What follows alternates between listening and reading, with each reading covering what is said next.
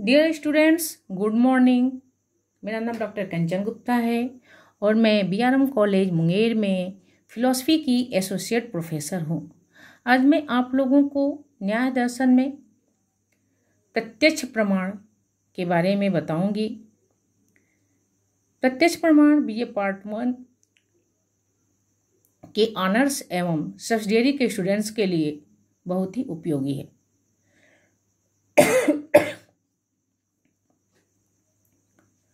प्रत्यक्ष प्रमाण पर प्रकाश डालने से पूर्व मैं न्याय दर्शन के बारे में कुछ बताना चाहूँगी।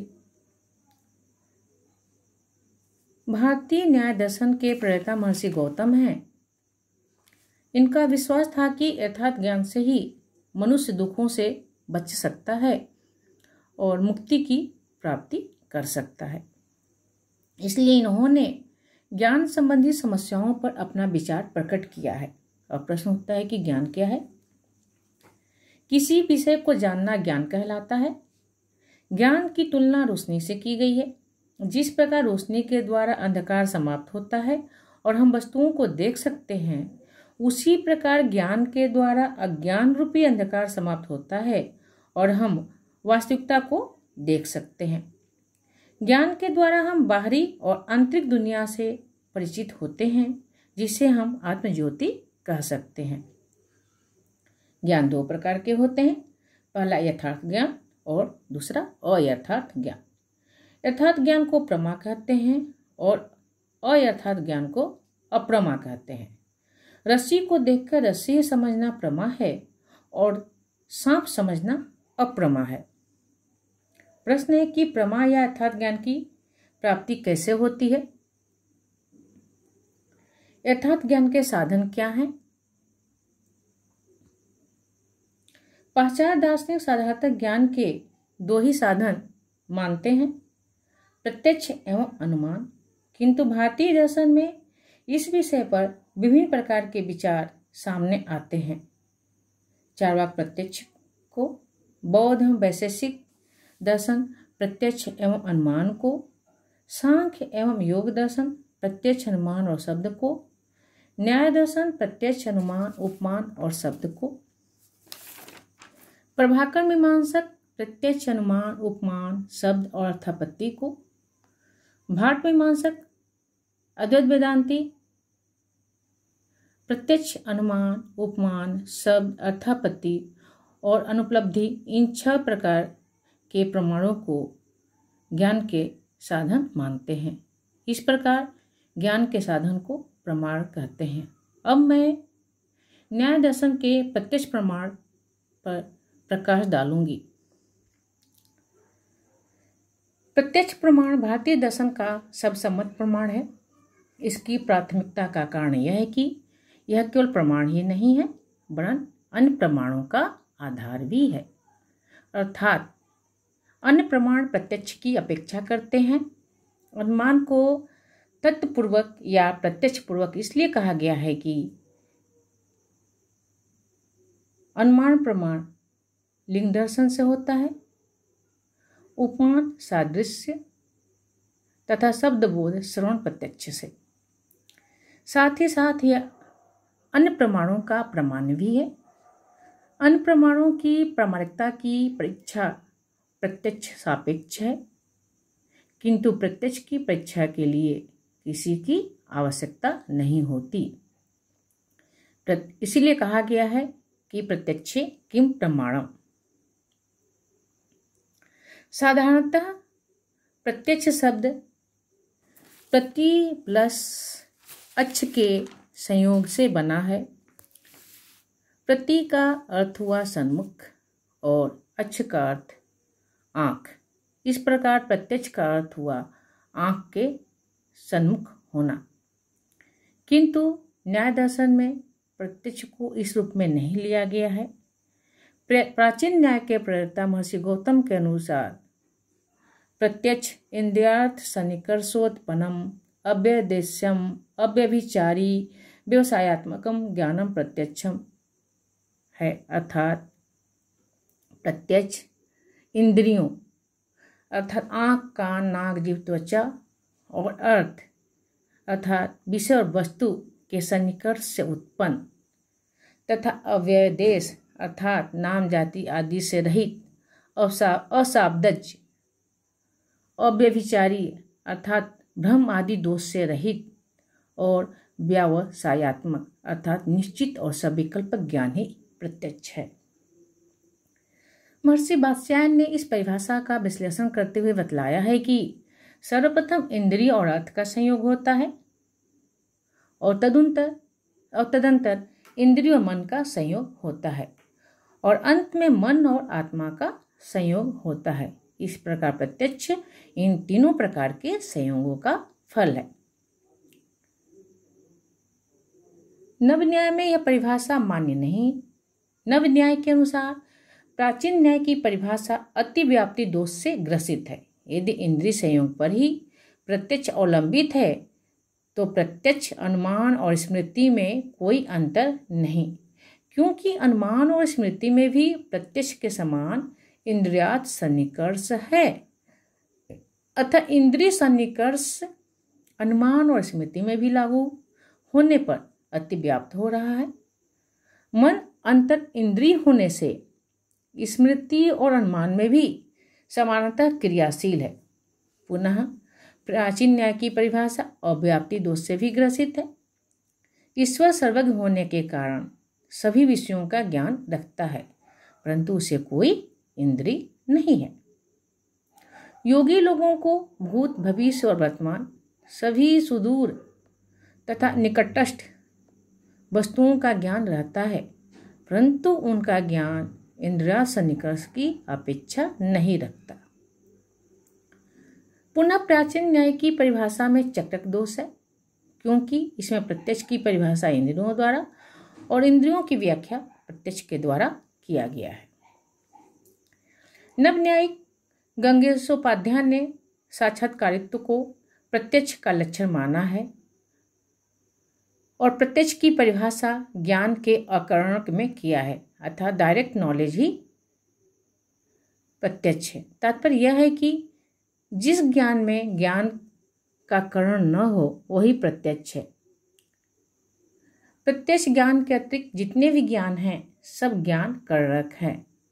उदाहरणार्थ अनुमिति में व्याप्ति ज्ञान करण है, उपमिति में सादृश्य ज्ञान और शब्द बोध में पद ज्ञान करण है, स्मृति में अनुभव करण है। इस प्रकार प्रत्यक्ष के अतिरिक्त समस्त ज्ञान करणक है। अतः विश्वनाथ ने प्रत्यक्ष का लक्षण इस प्रकार किया है। प्रत्यक्ष वह अप्रोच्य ज्ञान है जो ज्ञानांतर जन्य नहीं है। ज्ञान अकरणक रूप प्रत्यक्ष और जीव दोनों के लिए समान है। प्रत्यक्ष के मुख्यतः दो प्रकार हैं, लौकिक और अलौकिक। लौकिक प्रत्यक्ष में इंद्रिय और अर्थ का परस्पर संयोग सर्वसाधारण गम्य है, जबकि अलौकिक प्रत्यक्ष में यह संयोग दूरस्थ तथा विरुद्ध दिशा में होता है। लौकिक प्रत्यक्ष दो प्रकार का होता है, बाह्य तथा मानस। बाह्य प्रत्यक्ष आंख, कान, नाक, त्वचा और जिह्वा द्वारा होता है, जबकि मानस प्रत्यक्ष मानसिक अनुभूतियों के साथ मन के संयोग से होता है। लौकिक प्रत्यक्ष के तीन प्रकार होते हैं, सविकल्पक प्रत्यक्ष, निर्विकल्पक प्रत्यक्ष तथा प्रत्यभिज्ञा। साधारणतः विशेष विशेषण भाव से विशिष्ट ज्ञान सविकल्पक तथा इससे रहित ज्ञान निर्विकल्पक है। दूसरे शब्दों में विशेषण युक्त वस्तु को ग्रहण करने वाला ज्ञान ही सविकल्पक है तथा किसी प्रकार के विशेषण से मुक्त ज्ञान निर्विकल्पक है। निर्विकल्पक केवल वस्तु के स्वरूप मात्र को ग्रहण करने वाला ज्ञान है। यह ज्ञान नाम, जाति आदि से विहीन है। वस्तुतः यह ज्ञान अनभिलाप्य अर्थात अशाब्दज है, क्योंकि यह बालक या मुक्त व्यक्ति के ज्ञान के समान है, जबकि सविकल्पक ज्ञान शाब्दज है, शब्दों के द्वारा जाना जा सकता है। जर्मन दार्शनिक कांट के अनुसार हमारा लौकिक ज्ञान इंद्रिय, संवेदनों एवं बुद्धि विकल्पों से निर्मित होता है। यह कांट की पाश्चात्य दर्शन को एक महत्वपूर्ण देन है, किंतु कांट से सहस्त्रों वर्ष पूर्व न्यायिकों ने प्रत्यक्ष के विवेचन में इस सिद्धांत का प्रतिपादन कर दिया था कि प्रत्यक्ष ज्ञान निर्विकल्पक संवेदन और विशेषण विशेष संबंधनात्मक विकल्पों द्वारा निर्मित होता है। प्रत्यक्ष की ये दोनों निर्विकल्पक और सविकल्पक अवस्थाएं आपस में घुली मिली रहती हैं। यह वस्तुतः अविभाज्य हैं और इनका विभाग केवल बुद्धिकृत है, अर्थात निर्विकल्पक विकसित और सविकल्पक विकसित प्रत्यक्ष है। उदाहरण के लिए, जब थोड़े से अंधकार में कोई वस्तु आती है तो उसके रंग, रूप, द्रव्यत्व, मनुष्यत्व आदि का निर्विकल्प भान होता है। प्रथम क्षण में यह क्या है, मनुष्य है या खंभा है, गोरा है या काला है, इत्यादि विकल्प मन में नहीं आते। तदुपरांत मन में विकल्पों का उद्गम होता है। यह मनुष्य है, यह मनुष्य लंबा है, यह चलता है, इत्यादि। यही प्रत्यक्ष का विकसित रूप है। इसी से हम सदा कार्य व्यवहार करते हैं। अतः न्यायिक मानते हैं कि सविकल्प से पहले निर्विकल्प ज्ञान होना चाहिए। प्रत्यभिज्ञा। प्रत्यभिज्ञा पहचान को कहते हैं। यदि किसी व्यक्ति को देखने से ही साक्षात हो कि यही वह मनुष्य है जिसे पहले देखा था, तो इस ज्ञान को प्रत्यभिज्ञा कहते हैं।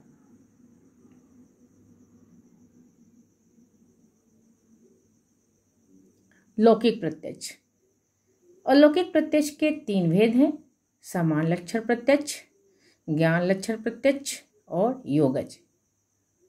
वस्तु विशेष को देखकर जब उसकी संपूर्ण जाति का प्रत्यक्षीकरण होता है तब उसे सामान्य लक्षण प्रत्यक्ष कहते हैं। मनुष्य मरणशील है।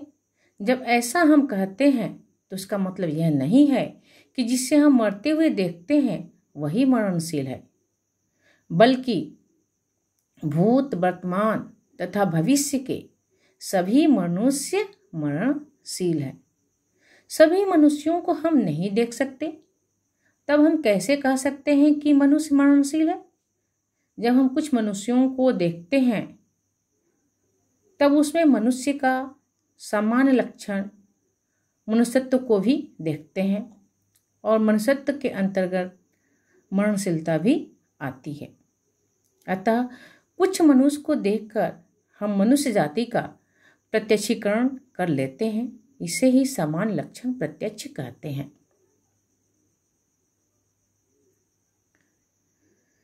ज्ञान लक्षण प्रत्यक्ष।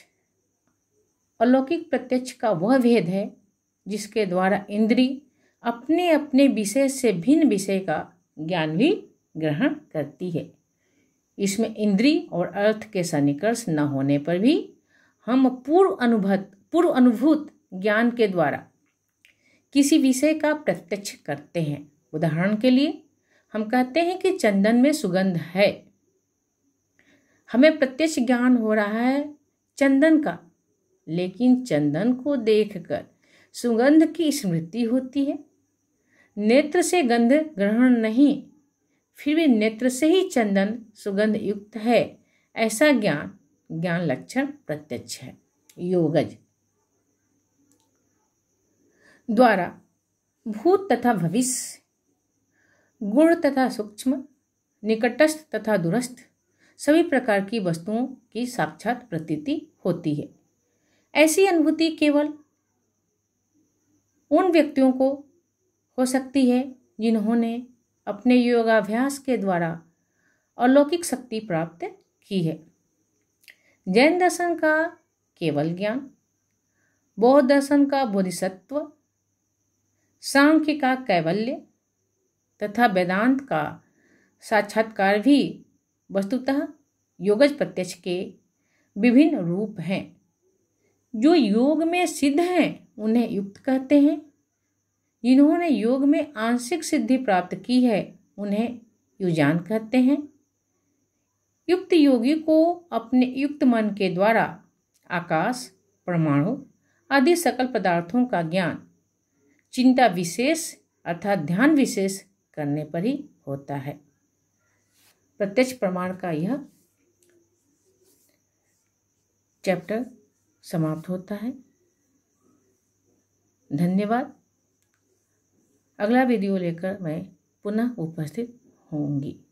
नमस्कार।